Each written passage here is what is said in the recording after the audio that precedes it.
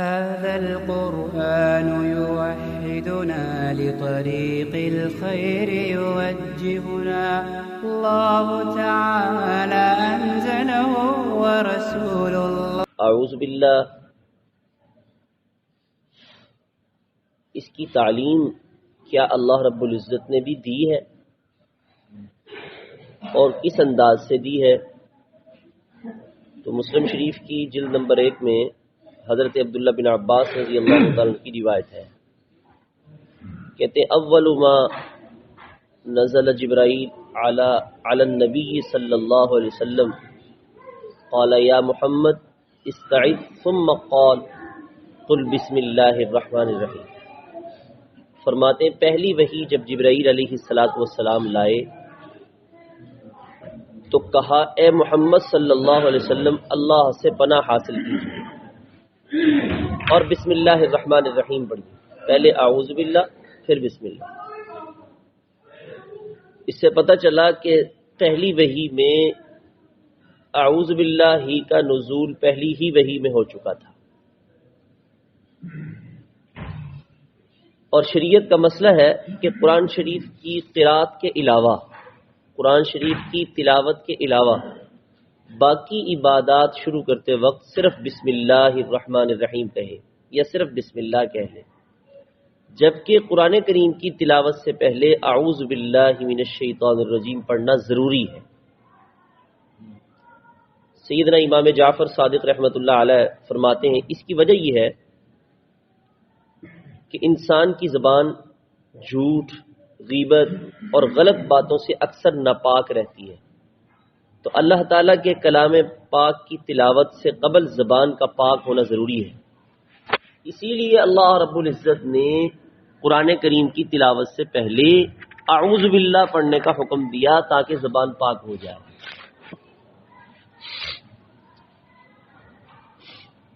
تعوذ اس کے الفاظ مختلف ہیں. تفسیر ابن کثیر میں کافی ساری احادیث موجود ہیں کہ جن کے اندر مختلف الفاظ سے پناہ مانگنے کا طریقہ سکھایا گیا ہے. جیسے اعوذ باللہ من الشیطان الرجیم پڑھ سکتے ہیں، اسی طرح اعوذ باللہ السمیع العلیم من الشیطان الرجیم. اور اگر مختصر کرنا ہے تو استعیذ باللہ کہ میں اللہ کی پناہ میں آتا ہوں. اور اگر کافی سارے لوگ ہوں تو نستعیذ باللہ کہ ہم سب اللہ کی پناہ میں آتے ہیں. اسی طرح حدیث میں یہ بھی الفاظ ہیں اعوذ باللہ القوی من الشیطان الغوی کہ زبردست وہ اللہ جو زبردست ہے اس کی پناہ میں آتا ہوں بہکانے والے شیطان سے.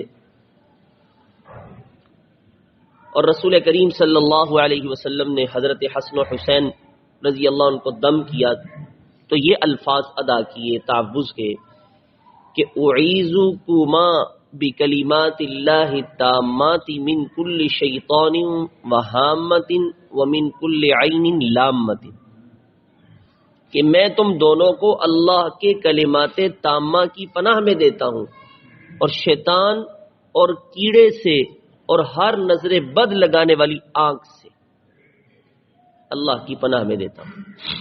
اس لیے بچوں کے اوپر یہ پڑھ کر دم کیا جا سکتا ہے.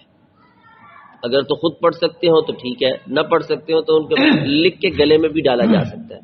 اس سے بچہ نظر بد سے محفوظ رہتا ہے. اور اکثر یہ نظر بد ہی ایسی چیز ہے کہ جو انسان کو موت کے دہانے پر بھی لے آتی ہے. بری نظر یہ انسان کو موت کے دہانے پر بھی لے جاتی ہے.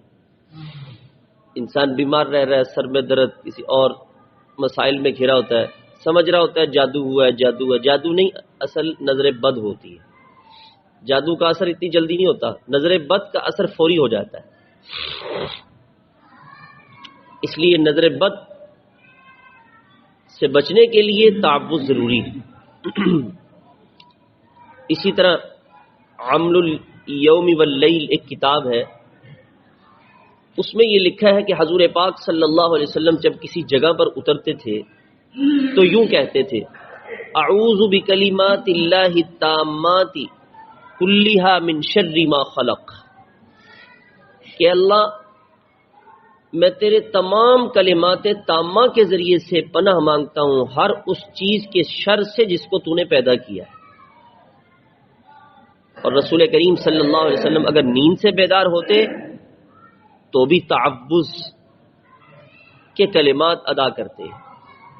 وہ کیا ہے؟ اعوذ بکلمات اللہ التامات من غضبہ وعقابہ ومن شر عبادہ ومن ہمزات الشیاطین، میں اللہ کے کلمات تامہ کے ذریعے سے پناہ مانگتا ہوں، پناہ میں آتا ہوں اس کے غضب سے، اس کے عقاب سے، اور اس کے بندوں کے شر سے اور شیاطین کے چھیڑ چھاڑ سے۔ حضرت ابو سعید خدری رضی اللہ عنہ کی روایت ہے، وہ فرماتے ہیں کہ رسول کریم صلی اللہ علیہ وسلم جب نماز کے لیے کھڑے ہوتے تھے تو نماز کے شروع میں بھی ان الفاظ کے ذریعے سے تعوذ فرماتے تھے۔ اعوذ باللہ السمیع العلیم من الشیطان الرجیم من ہمزہ ونفخہ ونفثہ، 3 دفعہ ان کلمات کو کہتے اور پھر اس کے بعد جو ہے آگے بسم اللہ پڑھ کے پھر سورہ فاتحہ شروع فرماتے۔ یہ نفلی نماز میں انسان کر سکتا ہے۔ تو رسول کریم صلی اللہ علیہ وسلم کہاں آپ اندازہ لگائیں کیسے شفیق اور کیسے رحیم پیغمبر، کن کن جگہوں میں آپ نے تعوذ کے کلمات سکھا دیے کہ نماز شروع کرنی ہے تو بھی تعوذ، اور بیت الخلاء میں جانا ہے تو بھی تعوذ کہ اللہم انی اعوذ بک من الخبث والخبائث، یہ خبیث جن اور جننیاں ان کے شر سے اللہ میں تیری پناہ مانگتا ہوں۔ اور حضور پاک صلی اللہ علیہ وسلم سفر پر جاتے تو بھی آپ نے تعوذ کے الفاظ میں دعا سکھائی ہے، اللہم انی اعوذ بک من وعثاء السفر وکابۃ المنقلب والحور بعد الکور ودعوۃ المظلوم وسوء المنظر فی الاہل والمال، سفر کی مشقت سے اور منظر کے بدل جانے سے، آسانی کے بعد مشقت سے، اور مظلوم کی بد دعا سے، اور گھر میں اور مال میں برے منظر سے اللہ میری حفاظت فرما۔ اور جب کسی کو غم اور اندیشہ لاحق ہوتا تو رسول کریم صلی اللہ علیہ وسلم نے ان کو بھی تعوذ سکھایا ہے۔ فرمایا یوں کہو پھر اللہم انی اعوذ بک من الہم والحزن والعجز والکسل، اے اللہ میں تیری پناہ میں آتا ہوں ہم سے اور حزن یعنی غم سے اور عجز سے اور کسل سے، سستی سے اور عاجز آ جاؤں، ایسی کیفیت سے تیری پناہ میں آتا ہوں،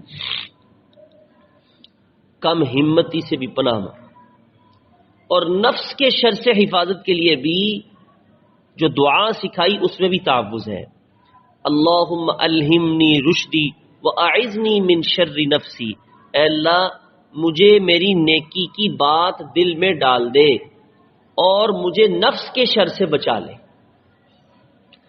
اور جہنم کے عذاب سے پناہ سکھائی تو بھی تعوذ کے الفاظ امت کو دیے، اللہم انی اعوذ بک من عذاب جہنم، قبر کے عذاب سے پناہ سکھائی تو بھی الفاظ دیے، اعوذ بک من عذاب بالقبر واعوذ بک من فتنة المحیا والممات ومن المأثم والمغرم، کہ اللہ میں جہنم کے عذاب سے تیری پناہ میں آتا ہوں، قبر کے عذاب سے تیری پناہ میں آتا ہوں، اور زندگی اور موت کے فتنوں سے تیری پناہ میں آتا ہوں، اور گناہ سے اور تاوان سے، اللہ ان سے میں تیری پناہ میں آتا ہوں، مالداری اور فقر کے فتنے سے پناہ کے الفاظ سکھائے کہ اللہم انی اعوذ بک من شر فتنة الغنا ومن شر فتنة الفقر، اور پھر حضور پاک صلی اللہ علیہ وسلم نے یوں بھی فرمایا من شر ما علمت ومن شر ما لم اعلم، ان چیزوں کے شر سے جن کو میں جانتا ہوں اور ان چیزوں کے شر سے جن کو میں نہیں جانتا، اے اللہ میں تیری پناہ میں آتا ہوں۔ اور فرمایا وَمِن شَرِّ مَا عَمِلْتُ وَمِن شَرِّ مَا لَمْ أَعْمَلْ، ہر اس عمل کے شر سے پناہ پکڑتا ہوں جس کو میں نے کیا اور اس سے جس کو میں نے نہیں کیا۔ اس سے پتہ چلتا ہے کہ تعوذ کس قدر ضروری ہے۔ ہر عمل کے شروع میں، ہر موقع پر اللہ کی پناہ میں آنا، اور ہر قسم کے دشمن کے شر سے بھی پناہ مانگنا۔ فرمایا اللہم انا نجعلک فی نحورہم ونعوذ بک من شرورہم، اے اللہ ہم تجھے دشمنوں کے مقابلے میں کرتے ہیں اور ان کے شر سے تیری پناہ مانگتے ہیں۔ اور آپ صلی اللہ علیہ وسلم نے رات کو آنے والے فتنوں سے بھی پناہ مانگی ہے۔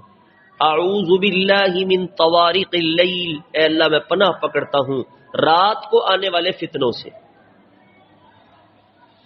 یہ تو احادیث مبارکہ میں رسول کریم صلی اللہ علیہ وسلم نے چند ایک ان میں سے تعوذات میں نے بتائے ہیں کہ یہ اعوذ، جن میں اعوذ کا لفظ موجود ہے کہ ایسی ایسی چیزیں ان سے پناہ، اللہ کی پناہ میں آؤ۔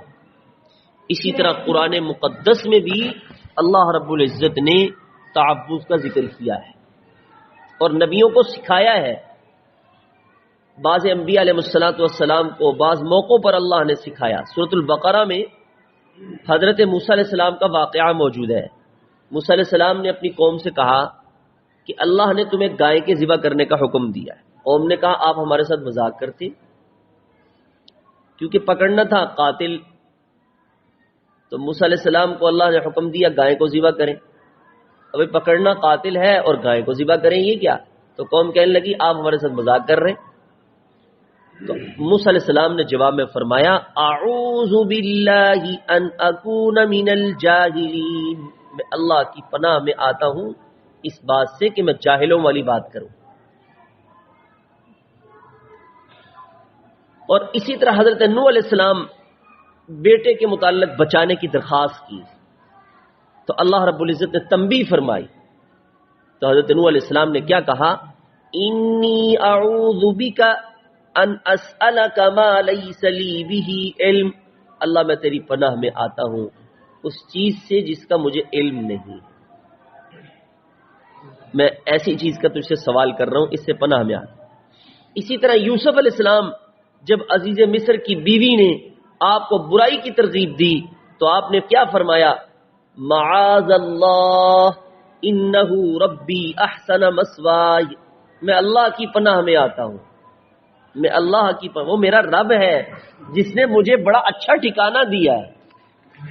بھائیوں نے تو کنویں میں ڈال دیا، اللہ نے مجھے یہاں پہ تخت پہ پہنچا دیا ہے، یہاں بادشاہ کے گھر میں پہنچا دیا، میں یہاں کیسے کر سکتا ہوں؟ پھر یوسف علیہ السلام کے ایک بھائی کو چوری کے الزام میں روک لیا گیا، تو بھائیوں نے کہا اس کی جگہ ہم میں سے کسی کو روک لو، اس کو چھوڑ دو۔ بنیامین کو روکا تھا، وہ والد کے زیادہ چہیتے تھے جیسے یوسف علیہ السلام تھے، کہ اس کو چھوڑ دو، اس کے بدلے میں ہم میں سے کسی ایک کو روک لو۔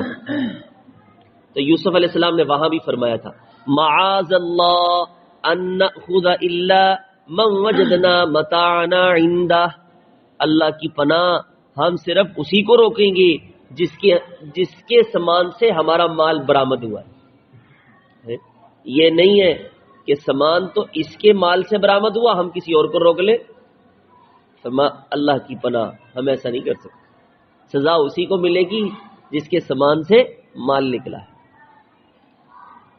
اسی طرح حضرت مریم علیہ السلام کے حجرے میں فرشتہ انسانی شکل میں آ گیا، تو مریم علیہ السلام ان کو دیکھ کے ان الفاظ سے پناہ مانگتی، اعوذ بالرحمن منک ان کنت تقیا، میں خدائے رحمان کی پناہ میں آتی ہوں تجھ سے اگر تو خدا سے ڈرنے والا ہے۔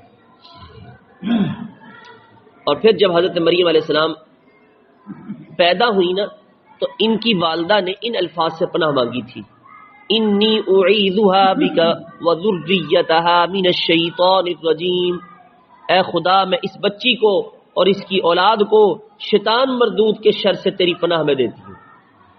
اس لیے بچہ پیدا ہو تو یہ قرآن کریم کی یہ دعا بھی موجود ہے کہ اللہ کی پناہ میں دے دینا۔ اسی طرح سورہ اعراف میں موجود ہے، فرمایا وَإِمَّا يَنزَغَنَّكَ مِنَ الشَّيْطَانِ نَزْغٌ فَاسْتَعِذْ بِاللَّهِ إِنَّهُ سَمِيعٌ عَلِيمٌ۔ جب کبھی شیطان مردود سے چھیڑ چھاڑ ہو تو اللہ کی پناہ طلب کر لو۔ اور قرآن کریم میں حکم موجود ہے، فرمایا وَقُلْ رَبِّ أَعُوذُ بِكَ مِنْ هَمَزَاتِ الشَّيَاطِينِ وَأَعُوذُ بِكَ رَبِّ أَنْ يَحْضُرُونِ، کہ خداوند کریم تیری ذات کے ساتھ پناہ چاہتا ہوں شیطان کی چھیڑ چھاڑ سے، اور اس بات سے بھی پناہ چاہتا ہوں کہ وہ میرے نیک کام میں خلل ڈالنے کے لیے حاضر ہو جائیں۔ اے اللہ میں اس سے تیری پناہ چاہتا ہوں۔ اور قرآن کریم کی آخری دو سورہ سورہ فلق سورہ الناس یہ تعوذ کا بہترین تعوذ حاصل کرنے کے ذریعہ ہے، سورہ فلق اور سورہ الناس۔ قل اعوذ برب الفلق، اسی طرح قل اعوذ برب الناس، یہ دونوں صورت تعوذ کے حاصل کرنے کا ذریعہ، اس میں پناہ مانگنا سکھایا گیا ہے۔ اس لیے اس سے پتہ چلا کہ تعوذ کا مانگنا کس قدر ضروری ہے۔ اکثر مواقع، اکثر موقع، وقت کے لحاظ سے، کام کے لحاظ سے کوئی موقع رسول کریم صلی اللہ علیہ وسلم نے ایسا نہیں چھوڑا کہ جس میں آپ نے پناہ کی دعا نہ سکھائی ہو۔ تو اس لیے جہاں جہاں بھی خدشات ہیں